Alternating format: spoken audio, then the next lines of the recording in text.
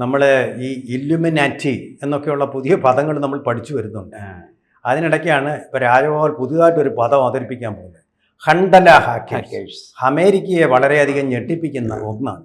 എനിക്കറിയാം ഇതെന്ത് സംഭവമായി, എന്ത് കുന്തമായി. പശ്ചിമേഷ്യ ആസ്ഥാനമായി പ്രവർത്തിക്കുന്ന ഒരു ഹാക്കർ ഗ്രൂപ്പാണ് ഹണ്ടല ഹാക്കേഴ്സ്. പശ്ചിമ യൂറോപ്പാണോ? പശ്ചിമേഷ്യ അപകടം പിടിച്ച സ്ഥലമാണല്ലോ. അതെ, അവിടെ ബേസ് ചെയ്ത് അതായത് ഈ മറ്റേ എന്തൊരു അൽ ജസീറ TV എന്നല്ലോ, അവരുമായിട്ടൊക്കെ സഹകരിച്ച് പ്രവർത്തിച്ചിരുന്ന ചില ആളുകളാണ് ഇതിന്റെ പിന്നിലുള്ളത്. ഇപ്പൊ അവരാരും അതിലില്ല. ഈ ഹണ്ടല ഹാക്കേഴ്സ് ട്രംപിന്റെ വ്യക്തിപരവും ഔദ്യോഗികവുമായ ചില രഹസ്യങ്ങൾ ഉടനെ പരസ്യപ്പെടുത്തും എന്ന് ഭീഷണിപ്പെടുത്തി. എപ്സ്റ്റീൻ ഫയൽസിലുള്ള രഹസ്യങ്ങളായിരിക്കുമല്ലോ. എപ്സ്റ്റീൻ ഫയൽസിലുള്ളതാവാം, ചിലപ്പോൾ അതാവണമെന്നില്ല. പിന്നെ ഈ ഹണ്ടല ഹാക്കേഴ്സ് എന്ന് പറയുന്നത് ഒരു ചെറിയ മീനല്ല. ഇസ്രയേലിന്റെ മുൻ പ്രധാനമന്ത്രി യഹൂദ് ബരാക്കിനെതിരായിട്ട് ചില വെളിപ്പെടുത്തലുകൾ നടത്തുകയും അതിന്റെ അടിസ്ഥാനത്തിൽ അങ്ങേർക്ക് അധികാരം നഷ്ടപ്പെട്ട് ഇപ്പൊ കേസിൽ കുടുങ്ങി കിടക്കുകയാണ്. ഇതുപോലെയുള്ള IDF ജനറൽമാര്, പെന്റഗൺ ഉദ്യോഗസ്ഥര്, ഇവർക്കെതിരെയൊക്കെ ഉള്ള ഇവരെ സംബന്ധിച്ച രഹസ്യങ്ങൾ ഹാക്ക് ചെയ്തെടുത്ത് കേബിൾ രഹസ്യങ്ങൾ പുറത്താക്കിയത് പോലൊരു സംഭവമാണ്. അങ്ങനെയുള്ള ഒരു ഗ്രൂപ്പാണ് അവര്. അപ്പൊ ഒരു ചെറിയ പാർട്ടി അല്ല, വലിയ വലിയ, അതായത് ഈ നയതന്ത്രജ്ഞ രഹസ്യങ്ങൾ, നമ്മളാരും അറിയാത്ത രഹസ്യങ്ങൾ ചോർത്തിയെടുത്ത്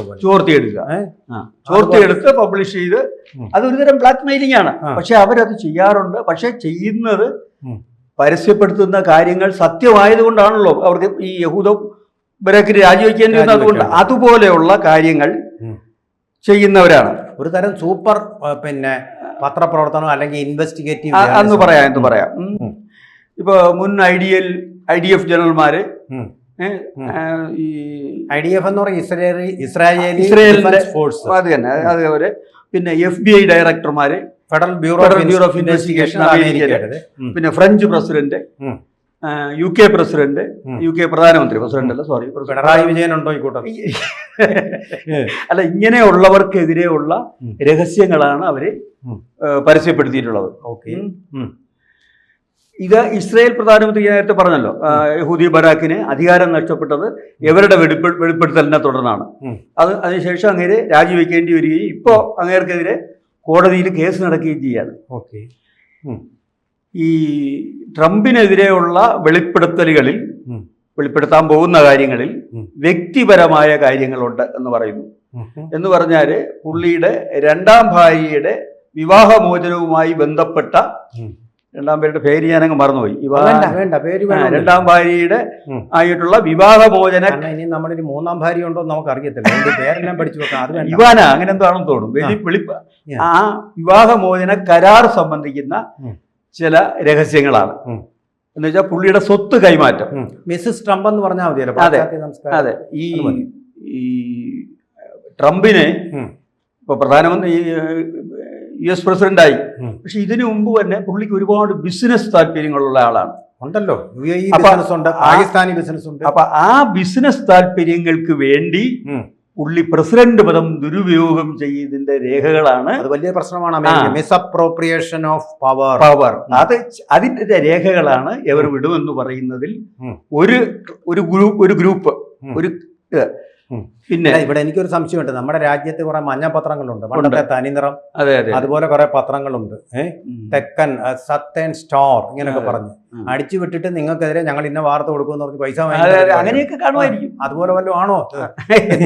പക്ഷെ ഈ ഹണ്ടല ഗ്രൂപ്പ് അങ്ങനെയുള്ള ഒരു ഗ്രൂപ്പ് അല്ല. കാരണം അവര് ഒരുപാട് കാലമായിട്ട് ഇറാൻ ഗവൺമെന്റിനെതിരെയും ഈ ഖൊമേനിക്കെതിരെയും വരെ അങ്ങനെ അവര് രേഖകൾ ചോർത്തിയിട്ടുണ്ട്. അതുമൊക്കെ പുറത്തു വരികയും വലിയ കോലാഹലം ഇറാനിൽ ഉണ്ടാവുകയൊക്കെ ചെയ്തിട്ടുണ്ട്. പിന്നെ പാകിസ്ഥാൻ, ഇന്ത്യ, പിന്നെ പശ്ചിമേഷ്യൻ രാജ്യങ്ങൾ, തുർക്കി, ഇതുമായിട്ടൊക്കെ ബന്ധപ്പെട്ടുള്ള ട്രംപിന്റെ രഹസ്യ ഇടപാടുകളുടെ രേഖകളാണ് ഇതിനകത്ത് വരുന്നത്. രാഹുൽ ഗാന്ധിക്ക് താല്പര്യമായിരിക്കും അങ്ങനെയുള്ളതായിരിക്കും. അതൊക്കെയാണ് ഈ പുറത്തിപ്പോ അവരയക്കാൻ പോകുന്നതെന്നാണ്. അപ്പൊ ഈ ഭീഷണി പുറത്തു വന്നതിന് ശേഷം ട്രംപ് ഭയങ്കരമായി ഡിസ്റ്റർബ്ഡ് ആണ്. ട്രംപ് ഈ പറഞ്ഞ പോലെ ഉറക്കമില്ലാത്ത രാത്രികളാണ് അയാൾക്കെന്നാണ് പറയുന്നത്. ട്രംപിന്റെ ഉറക്കം കെട്ടു എന്ന് തന്നെ നമുക്ക് പറയാം അല്ലേ എന്നാണ് പറയുന്നത്. അപ്പൊ ഇത് എപ്സ്റ്റീൻ ഫയൽസിനേക്കാൾ മാരകമായിട്ടുള്ള ഒന്നാണെന്ന് പറയാം. അതെ, എപ്സ്റ്റീൻ ഫയൽസ് എന്ന് പറഞ്ഞാൽ വെറും സെക്ഷൽ സ്കാൻഡലാണ്. അതെ അതെ, ഇത് അങ്ങനെയല്ല, ഇത് ഔദ്യോഗിക സ്വഭാവം കൂടെ ഉള്ളതാണ്. ഇത് മാത്രമല്ല, ഈ വെൽത്ത് ഡിസപ്രോപ്രിയേഷൻ, ഈ അധികാര ദുർവിനിയോഗം, ഇതെല്ലാം അതിനകത്ത് പെടുന്നുണ്ട്. അപ്പൊ ശരിക്കും പറഞ്ഞാൽ പണ്ടത്തെ വാട്ടർ ഗേറ്റ് അതുപോലെയൊക്കെ അത്രയും സീരിയസ് ആയ ഒരു സാധനമായി ഇമ്പാക്ട് ഉണ്ടാക്കും. ട്രംപിന് അധികാരമൊഴിയേണ്ടി വരെ വന്നേക്കാമെന്ന് സൂചനകൾ നൽകുന്നതാണ് ഈ വെളിപ്പെടുത്തലുകൾ. പണ്ടത്തെ ഇപ്പൊ എപ്സ്റ്റീൻ ഫയൽസ് എന്ന് പറഞ്ഞാൽ ഒരു കൊറോണ വൈറസ്, അതിന് മ്യൂട്ടേഷൻ സംഭവിച്ചിട്ടുണ്ടായിരിക്കുന്ന ഒന്നാണ് ഇതെന്ന് വേണമെങ്കിൽ പറയാം. അതിന്റെ 10 മടങ്ങ് ശക്തിയുള്ള ഇൻഫെക്ഷൻ പവർ ഉള്ള ഒരു സാധനമാണ് വന്നിരിക്കുന്നത്. വിറയിലായിട്ടുള്ള തീർച്ചയായിട്ടും ഒരു വൈറസ് ആണ് ഇപ്പോൾ തീർച്ചയായിട്ടും വന്നിരിക്കുന്നത്. ഇത് ഈ പറഞ്ഞ പോലെ അമേരിക്കൻ ഭരണകൂടത്തെ തന്നെ പിടിച്ചുലയ്ക്കാൻ പ്രാപ്തമായതായിരിക്കും ആണ് എന്ന് മാത്രമല്ല, ലോകരാജ്യങ്ങളിൽ പലതിനെയും പിടിച്ചുലയ്ക്കാനുള്ള സാധ്യതയുണ്ട്. ഒരു സുനാമിയാണ് ശരി പറഞ്ഞത്, ഒരു സുനാമി വരുന്നു. ഈ സുനാമി തീർച്ചയായിട്ടും അദ്ദേഹത്തിനെ അമ്പരപ്പിക്കുന്ന വലിയ തെറ്റൊന്നും കാണുന്നില്ല. ഈ എപ്സ്റ്റൈൻ ഫയൽ മൂടി വെക്കാനും അതിന്റെ കാര്യങ്ങൾ ഒഴിവാക്കാനും വേണ്ടിയാണ് ഈ ട്രംപ് ഇറാൻ യുദ്ധത്തിന് ഒരു പരിധി വരെ മുൻകൈയെടുത്ത കാരണം അതാണ്. അതുപോലെ തന്നെ പിന്നെ അവിടെ നെതന്യാഹു അവിടെ യുദ്ധത്തിന് പുറപ്പെടാൻ ഇപ്പൊ സമയം സെലക്ട് ചെയ്യാൻ കാര്യം ഭീഷണിയൊന്നും എന്നും ഉണ്ട് ഇറാനിൽ. പക്ഷെ ഇപ്പൊ തെരഞ്ഞെടുക്കാൻ കാര്യം അദ്ദേഹത്തിന്റെ ഭാര്യ സാറായിക്കെതിരെ വൻതോതിലുള്ള അഴിമതി ആരോപണങ്ങൾ അവിടെ നടക്കുന്നുണ്ട് എന്നും പറയുന്നു.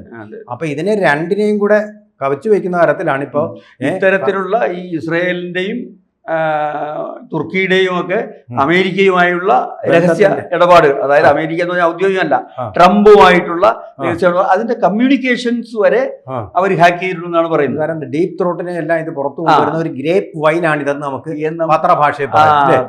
ഈ ഹണ്ടല ഹാക്കേഴ്സ് എന്ന് പറയുന്നത് കൊണ്ടേ പോകും എന്നുള്ള ഒന്നായിട്ടാണ് വരുന്നതെന്നാണ് ഇപ്പൊ രാജഗോപാൽ പറയുന്നത്. കൊണ്ടേ പോകും എന്നുള്ളൊരു മട്ടിലാണ് ഇപ്പോൾ ഇത് വന്നുകൊണ്ടിരിക്കുന്നത്. ഇത് വലിയ ഭീഷണിയാണ്. ഒരു കണക്കിന് ജിയോ പൊളിറ്റിക്സിൽ വലിയ മാറ്റങ്ങൾ. ഇതും ഒരു കണക്കിന് യുദ്ധത്തിന്റെ തീവ്രത കുറയ്ക്കാനും ഇതെങ്ങനെയെങ്കിലും ഗ്രൈൻഡായി അങ്ങ് നിൽക്കാനും ഒക്കെ ഉള്ള സാധ്യതകളാണ് കാണിക്കുന്നത്. കാരണം ഈ സംഗതി വന്നതോടുകൂടി ഇനി അമേരിക്കൻ ആളുകളൊന്നും, ജനതയോ അല്ലെങ്കിൽ ഔദ്യോഗികമായിട്ടുള്ളവരൊന്നും ട്രംപിനെ സപ്പോർട്ട് ചെയ്യില്ല. അല്ലെങ്കിൽ തന്നെ ട്രംപിന് സപ്പോർട്ട് ഇല്ല. തുടങ്ങി വെച്ചത് കൊണ്ട് അമേരിക്കയുടെ അഭിമാനം കാക്കാൻ വേണ്ടി മാത്രം മുമ്പോട്ട് കൊണ്ടുപോകുന്ന ഒരു യുദ്ധമാണ്. ഇതോടുകൂടി ട്രംപ് ചോദിച്ചു, ഇസ്ലാമൻ നിങ്ങളുടെ അഭിമാനം ഞാൻ രക്ഷിച്ചില്ലേ, ഇന്ത്യ തോപ്പിച്ച് കളഞ്ഞപ്പോൾ, അതെ അതുകൊണ്ട് എന്റെ അഭിമാനം ഒന്ന് രക്ഷിക്കടാവൂ എന്നും പറഞ്ഞെന്നാ പറയുന്നത്. ജിയോ പൊളിറ്റിക്സിൽ ഇത് വലിയ മാറ്റങ്ങൾ വരുത്തുമെന്ന് പറഞ്ഞാൽ ഇറാനിനി സമ്പുഷ്ടീകരിച്ച യുറേനിയം ആവശ്യമില്ല. അതുപോലെ തന്നെ അവർക്ക് ഈ ഇന്റർ കോണ്ടിനെന്റൽ ബാലിസ്റ്റിക് മിസൈലും ആവശ്യമില്ല. അതിന്റെ എല്ലാം ഫലം ഉണ്ടാക്കുന്ന ഒന്നാണിപ്പോ പശ്ചിമേഷ്യയിൽ തന്നെ എന്ന് പറയുമ്പോൾ ഇറാൻ തന്നെ ആസൂത്രണം ചെയ്തതാണോ ഈ സംഭവം? അല്ല, ഇറാനിയൻ ആളുകൾക്ക് ബന്ധം കാണാം. പക്ഷെ ഇറാനെതിരെ ഇവർ ചെയ്തിട്ടുണ്ട്. അതുകൊണ്ട് ഇറാന്റെ പ്രോക്സികളാണെന്ന് നമുക്ക് ഒരിക്കലും പറയാൻ പറ്റില്ല. കാരണം ഇറാനെതിരെ ആദ്യം അമേരിക്കക്കെതിരെ ഒരു വെളിപ്പെടുത്തലുമായിട്ടാണ് ഇവർ ആദ്യം രംഗത്ത് വന്നത്. പിന്നീടാണ് മറ്റു രാജ്യങ്ങളിലേക്ക് പറയുകയും ഇസ്രയേലിലേക്ക് പോവുകയും ഇസ്രയേലിന്റെ രഹസ്യങ്ങളൊക്കെ ചോർത്തി അത് പബ്ലിഷ് ചെയ്ത് അങ്ങനെയാണ് ഈ യഹൂദ ബറാക്കിന് അധികാരം നഷ്ടപ്പെട്ടത്. ഇതൊക്കെ ഒരു 4-5 വർഷം മുമ്പ് നടന്ന കാര്യങ്ങളാണ്. അപ്പൊ അധികം കുറെ കാലമായിട്ട് ഒരു 8-9 വർഷമായിട്ട് പ്രവർത്തിച്ചു വരുന്ന ഒരു ഹാക്കർ ഗ്രൂപ്പാണ്. നെതന്യാഹുവിനെതിരെ ഇത് തിരിയാൻ സാധ്യതയുണ്ട്. കാരണം അദ്ദേഹം ഇപ്പൊ അഴിമതിയുടെ ചെളിക്കൂട്ടിൽ ആണ്. മിക്കവാറും നെതന്യാഹുവിനെതിരെയും വലിയ താമസമില്ലാതെ ഇവരുടെ വെളിപ്പെടുത്തലുകൾ വരാൻ സാധ്യതയുണ്ട്. ഒരു ചക്രായുധം തന്നെയാണ് ഇതല്ലേ? അത് പിന്നെ ഒരു പുറത്ത് വന്നു കഴിഞ്ഞിട്ടുണ്ടോ ആൾറെഡി? എങ്ങനെയാ? ഇല്ല, അവര് വെളിപ്പെടുത്തും എന്ന ഭീഷണി മാത്രമേ വന്നിട്ടുള്ളൂ. എന്നിട്ട് അവര് എന്തൊക്കെ രേഖകൾ ഉണ്ടെന്നുള്ളതിന്റെ ഒരു സൂചന കൊടുത്തിരുന്നു. അത് ഈ പൈസ വാങ്ങിക്കാൻ വേണ്ടി അല്ല, അത് പെന്റഗന് കാണുമ്പോൾ മനസ്സിലാവും ഇതെന്താണ്. അപ്പൊ അവരൊക്കെ അത് മനസ്സിലായിട്ടുണ്ട്. അതിന്റെ വെപ്രാളം അവർക്കുണ്ട്. ഉണ്ടായിക്കോട്ടെ, പൈസ കൊടുത്ത് അടിച്ചു കൊടുക്കാനുള്ള ശ്രമം നടത്തില്ലേ?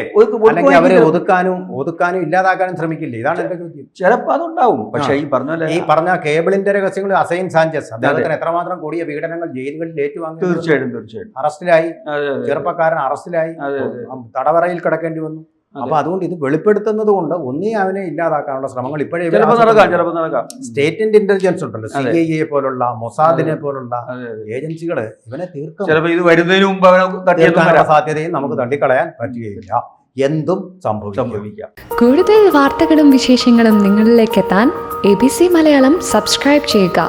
ബെൽബട്ടനും അമർത്തുക.